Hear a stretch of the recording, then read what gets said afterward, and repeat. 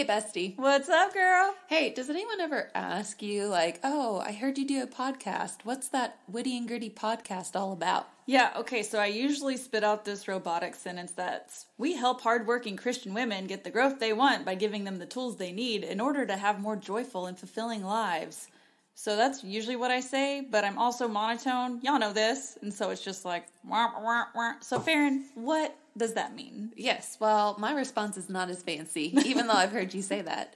Lots of times I should know by now. But essentially I explain that we help people grow in their Christian lives, and through their growth, then they can better fulfill God's calling on their life. Right, so we're book study experts, and we know how to analyze, pull apart, and take that through the Christian lens, and that's kind of what we do here. And so then sometimes people are like, yeah, you're self-help books, and they might be mainstream, but we are always sure to bring it back to God and the biblical view. Right, so whether you see a secular book or something that a Christian author's written, just know that when you come here, you're going to get it through a biblical lens. And not just ours. I like that we incorporate interviews by people living out the principles. Yeah, that's for sure. So that's your little bonus if you stick around through the series, which we hope you will. Yay! Here we go! Episode 166 of How to Win Friends and Influence People in the Digital Age. I'm going to try to say it faster every time because we only have a few more episodes of this. Well, you know what? I think you're getting faster every time. Repetition, guys. Deliberate practice. Grit miniseries. 19 through 25. Quantum Zeno effect. Yeah, see? It's all working. Okay, so we're in... I'll let you say it. Parkour! Part 4 of the book. And this whole section is about how to lead change without resistance or resentment. So, flipping a program or new life phase or new job or anything like that. Getting new employees, all of that falls into the category. Yes, all the things. So we have Chapter 3, which is to call out mistakes quietly. And Chapter 4, ask questions instead of giving direct orders. Ooh. So we ended last week's episode with admitting your own baggage. So now it comes into the play on when we need to address something, and it's on a 1-to-1 scale instead of entire corporations. So we've got to address it. Something has happened. That whoopsie doesn't need to happen again. How are we going to approach this in a way that's not going to burn bridges or make them want to quit or not like you? Who cares if they don't like you? But as in, like, not want to put in the effort toward the team goal is what I mean. Yes. Well, turns out most people probably don't like their mistakes called out in front of a bunch of people. Yeah. I mean, maybe someone out there does. They're lying. They're trying to save face there, maybe. But yeah, calling mistakes out quietly. I struggle with this sometimes, especially in coaching, because it's in the moment. It has to happen. They need the redirection because it's going to happen again. Halftime isn't for about 20 minutes, and you're halfway across the field. I got to project my voice. Right. Well, and I think that's also a part. If it is a circumstance like that, say it. Like, the reason I'm yelling at you is because you're literally 100 yards away. I have to yell so you can hear me. I have a player that I had to explain that to, and I, on the side, explained that to her. On the field, I projected my voice at her, and I saw her slump, and I yelled then, "Remember, you're just really far away. I have to yell so you can hear me." And her shoulders picked back up a little sometimes bit. they just need that little reminder. Yeah. That makes me laugh. But it makes sense. Okay, so I like the opening story. And I would not have responded the same way that Calvin Coolidge did. I'm going to leave it at that. Go buy the book. We'll link it in the show notes. But calling attention indirectly to someone's mistakes or missteps works wonders with people who may resent any direct criticism. And that defines most people, like we said. So if you can not roundabout like, oh, I'm not even going to barely even touch this mistake, but why are we doing what we're doing? And that will help me understand why we're making those choices. Yeah, and we, with our younger team, have been working on, like, we're a team, we're going to accept some feedback as a team, and the girls want to instantly know, well, was I doing that? Mm-hmm. And you're really good about, because I'm looking at them like, yes, it was you. I'm actually talking right to you. I cannot think of anything, and so Brooke is really good about being like, well, that's where you got to stop and think. Did you do that? And they're about to say, no, or I don't think so. And you're like, think harder. Maybe you did it. And even by accident. Not saying you meant to. Yeah. So there are some people that you'll try to be. I remember in the classroom, like, I need everyone to try. Oh, my oldest is struggling with this. Sorry if I've already shared it. We're in testing season this spring, and the teacher, without wanting to call certain students out, is going on and on about how important this test is, and you got to work hard or you won't pass it. And so I'm having to speak life into my daughter that if she goes and we're fortunate that if she gives half an effort, she's going to at least pass. But she's taking what the teacher says to heart, and it's like, you do realize the alternative to her saying it to the group is that she would have to call out names, and that would be pretty embarrassing. And you can't do that. And so in that setting, legally. Yeah, I, as an adult, am still working on when someone says something in general to self-evaluate and be okay with, I don't think that applies to me. But for those people that don't think it applies to them, yes, that's when you got to do some digging. then maybe a meeting. And that's why you're getting called in the meeting, because you think it's not you. Okay, I did like this part where he actually pulled it from John Maxwell, which is episodes 1 through 8. We did one of his books, not the one they mentioned in here. We did Laws of Growth. This is Laws of Leadership, which is a great book. You should read it. Talking about how if you're asking someone to do something and then as the leader you're not doing it, all that is modeling is, I'm either going to make you do something I don't want to do, or this behavior is not really that important. Yes. Which is it? Both are not good. So we've got to model whatever we're asking of our people. Modeling is key. I find with my older group of girls, they do have respect for me, great team, all the things. But if I have a ringleader who maybe everyone thinks is like cool or awesome, and they're not listening to me, I'll pull that ringleader over to the side and say, hey, I want to give you this opportunity to lead stretches today. Yep. You think you can do it? And what's happened is they start to lead them, and people aren't listening, and in their own, friendship way, girls, their peer-like relationships, they're like, hey, guys, come on. And they're like, oh, okay. And so it could have turned into this ugly thing and me demanding attention and respect, and we need to get this done. But one, this person who naturally has this influence over a group, I'm setting up in a positive realm to practice some leadership skills. And ultimately, my goal is for the girls to get through stretches, get through warm-up so they're safe, but also so we can move on to practice. So sometimes if you're finding that I'm modeling and no one's even looking at me, well then maybe find someone in your organization that seems to have this natural charisma and leadership and give them that opportunity to model for the greater good. Yeah, you can even begin to speak life in them. And hey, I see that you have leadership qualities. I want to help foster that. Are you good with that? Do you want to be a leader?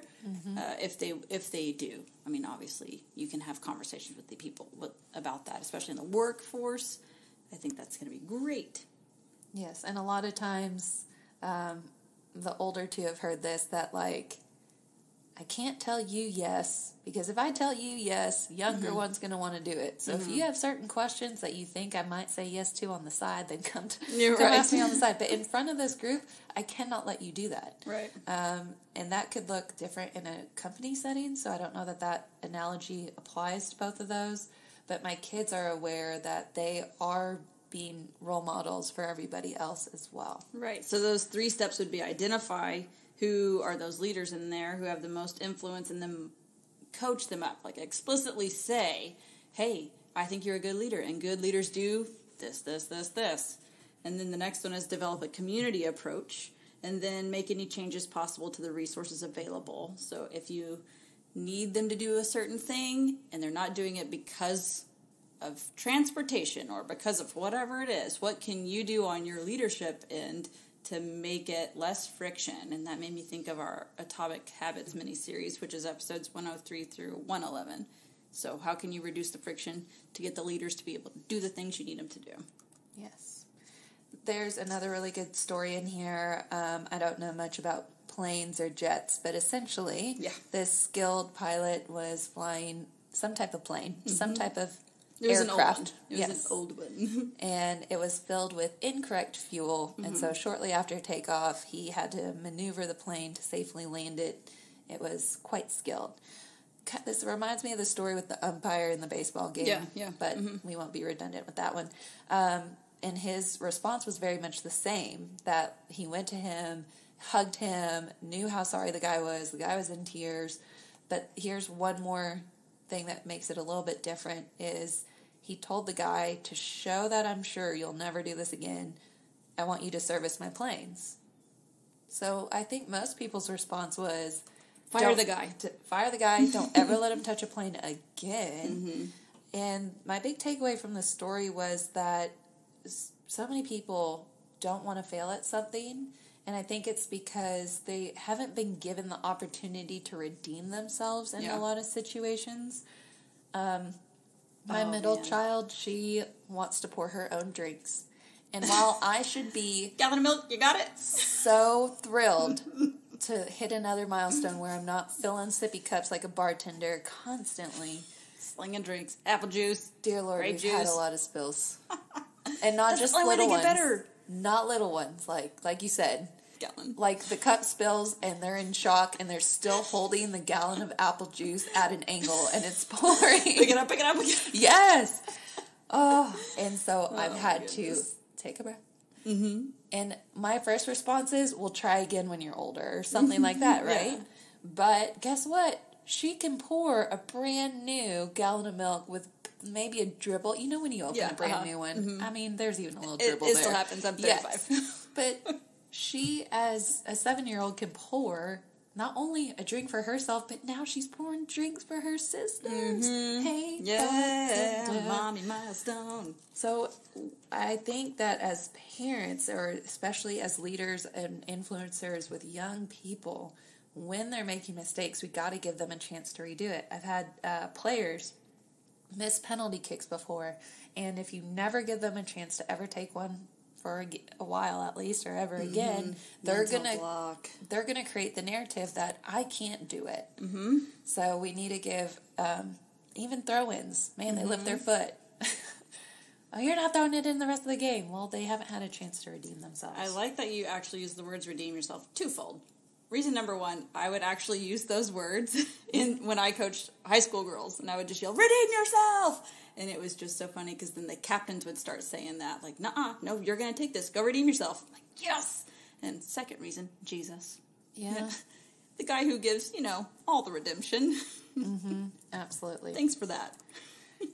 And, just, I think it goes back to this idea of, like, I must be perfect, and so then we're indirectly or directly cultivating this idea of perfectionism, and which is not real. Being perfect isn't real, except, again, for Jesus. You can still have outrageously high expectations without being a perfectionist. Is something I've recently come to. So in this chapter, he talks about, he goes, there's mistakes, and there are mistakes. So some mistakes are just either you didn't know, or you had a memory lapse. For some reason, maybe you were thinking about, I stayed up all night with my newborn, and I did not spell check before I sent that email. And the word shirt got spelled wrong. I don't know. That's a tough one. True story, not me, but it was another coach. Shirt and sheet. Playoff shirt for sale. It was awesome. They were just like, oh my gosh. Sorry. Mass emails. Anyway. That would encourage me to buy more. It was awesome. So I just wrote back in all homophones. I said, we all make mistakes. Nobody's perfect. It was best. I love it.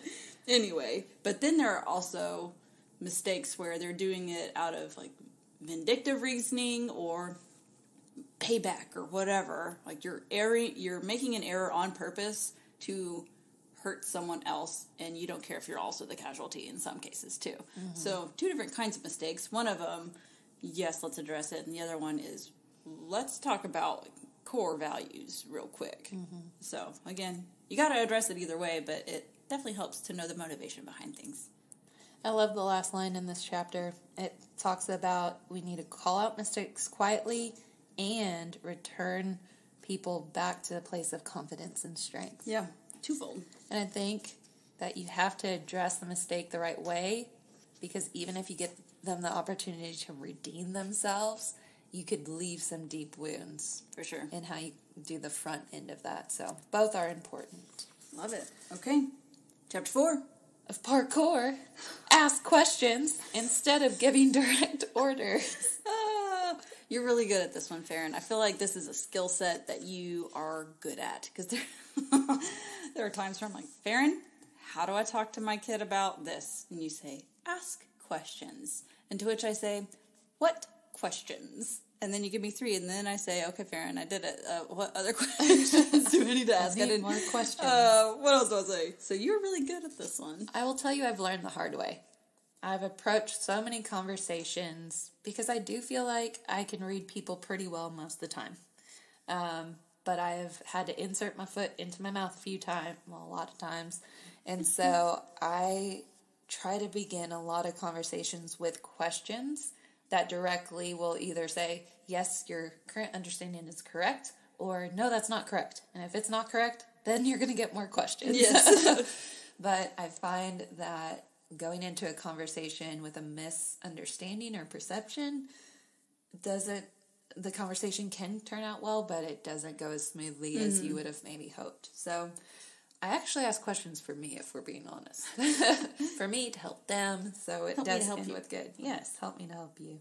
And I like what Captain, how do you say that? Abershoff. Yeah, that guy.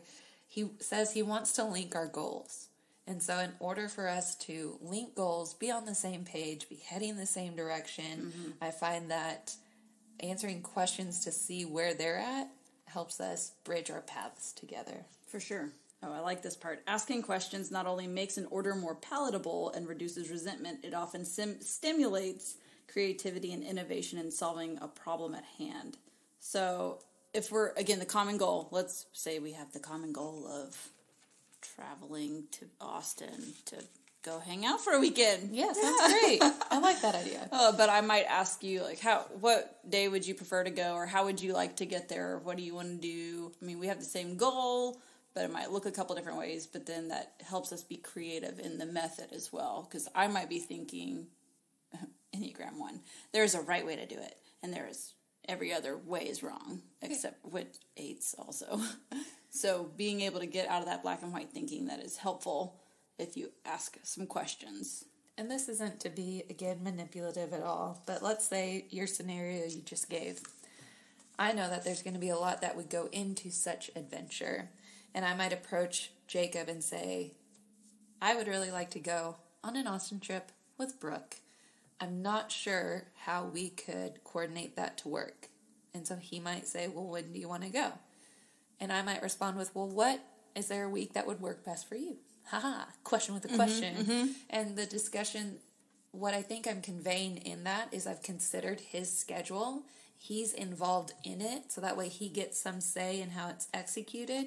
But ultimately, he would love for me to get to go on a trip. Yeah, because you didn't even say, I am going to go on a trip. You That's said, the alternative. I would like to. Me and Brooke are going on a trip the second week of Austin, and I don't know what you're going to do with the kids, but you're going to have to figure it out, because I figure everything out. That's not true. But, there's 2 different ways that conversation could definitely go. For sure. And I think of it as like the Bugs Bunny effect in the Book of Farron. It's kind of like when he tricks Elmer Fudd or Daffy Duck or Tasmanian Devil to like eat someone else or hunt someone else, or for them to like give in to their way. Again, sounds very manipulative. And it is. He is manipulative. But his tactic is to use questions. He's not using brute force. He's not anything like that. So don't use your powers for evil. But if it works for Bugs Bunny, it must be a good tactic. Ask questions. Ask questions. Well, and if you're a leader, if someone's leading me and they ask me my opinion, that's awesome. That's smart. As a leader, I'm giving feedback. And at the end of the day, if those are the people in the trenches, don't you want them to be more efficient, effective, and joyful doing what they're doing? Yes. So getting their feedback is important. And if that means, hey, let's cater meals on Fridays if we have the funds to. Yeah. I feel valued, too. Now, there are some times where your questions, you get asked and it seems like they didn't even hear you. But just remember, maybe take a step back and see that there's 50 different people that answered 50 different ways, and they can't. Well, and leaders also say that. Yeah. Don't keep them in the dark. Right. Okay, I'll get back to you in 6 months to a year. What? Right. Yes. So yeah, give them a win. Give them some information. Don't keep them in the dark. They're not mushrooms. And when you deliver information, you can say, these were some considerations or some concerns that were brought to my attention. While we're not able to address those now, I hope to address those in the future. So Making plans, putting plans in place to get to those, and we'll follow up. I mean, it's communication. A lot of communication. Be good. This chapter is all about asking questions, and it makes me think that there's a chapter on it because maybe people don't ask questions, right? And well, a lot of times bosses don't want to know the answers. That is one thing that in this chapter, I mean, I'm not bashing the writer at all, but I feel like we didn't quite get to that punchline of it. And I know that as a leader that we might not want to ask because we're afraid of what that answer is going to be. It could be that way in a relationship. Yep. Even if you're like, how can I love you better? What can I do so you feel loved? Oh, man, that's a lot of vulnerability. You got to be ready to hear what that answer is. And then to apply. Because, by asking, now you know.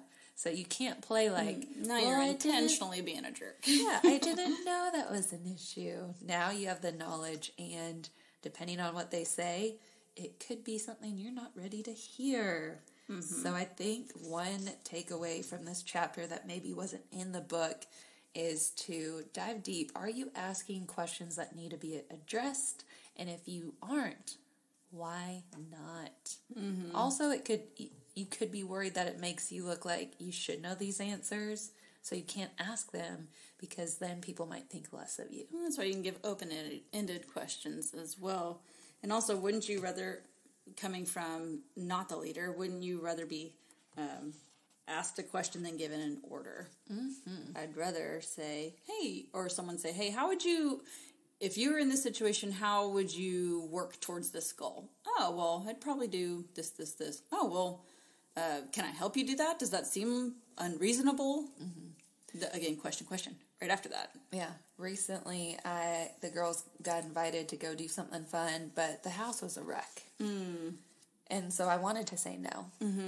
Jacob balances me out sometimes with their kids, will clean the house another day, all the things. And so I went to the girls and I said, I need y'all's help. And they said, okay. Yes, Mom? I said, well, we got invited to do this fun thing. Didn't tell them what it was yet. But we have to get the house clean today, and I just don't see how we can do both. And they were like, well, we could just clean faster. And I was like, well, really good idea. I don't know if you can. I mean, so here's what they want. Here's the fun thing. But do you think you can get the house clean in this amount of time so that way we can do both? And they were like, yeah. Now, the alternative is I could have said, hey, we got invited to do this fun thing. We're going to go, but you have to clean first. Okay. Right? I'm cutting you off in the middle of your thought. Go for it. No, that was the end. Because what is that teaching them later? It's teaching them I'm not saying you want them to have a love for cleaning, but you want them to like to have a picked up house or an environment, or not walking through like slob all the time. Yeah. Okay, that's a thing you want to instill in someone else, is we don't have to live slovenly if we don't want to. So to be like, well, you can't, I don't like it as a punishment. I don't like cleaning as a punishment because it's a skill set they're going to need forever. Yeah. They should be living in a clean environment, and I would love for them to do every fun opportunity. Can they help me in the process of finding a way to do both? Because both are valuable. One is not a punishment. One is not necessarily a reward, because that can set up a whole new mindset too. So instead, these are both of value and importance. One probably is more valuable One's to more them. fun. But conveying that, like, hey, we have this priority and we owe it to ourselves and the family that we want to live in a nice environment. Responsibilities too, yeah. Can you have fun but make sure your responsibilities are done? So they grinded it out. They got it done fastest, maybe not most quality, but fastest I've seen. Pass the test. Yeah, it's a starting point. So. Yes, and you know what? They're only going to get better. the more they do that. Room to grow. Yay! Look at that. Like buying shoes. Yes, true. Okay, so that's episode 166. Tune in next week for more of parkour. Everybody go practice parkour over the week. Bye. We're really good at segues. And sound effects, right? Yes, so that's the end of our episode, but if you find yourself wanting more, and who could blame you, Brooke, tell them where they can find us Monday through Friday. We have a lovely website. It's wittyandgritty.blog. You can go there. It has every mini-series ever we've done. What about the socials, Farron? Yes, we are on Instagram and Facebook primarily, but we do also have a Pinterest account, so be sure to follow us on your favorite social platform. Yeah. Oh, also, fun fact, we release episodes every Wednesday, so you can count on us. Be sure to subscribe, that way you don't have to go and find it every week. Yeah, it'll just automatically do the magic computery thingy. Thank you, technology. Go Thank you. technologies and Instagrams. Yes. All right, we'll catch you next week, guys. Bye. This episode is brought to you by the Witty and Gritty 5-Minute Mini Journal. It's centered around Ephesians 6:10-18, known as the Armor of God. Once you download this freebie, over the next 7 days, take a few minutes each day and dive into what the armor of God is and why it's important to Christians in their daily walk. You can find this at wittyandgritty.blog. We'll link it in the show notes.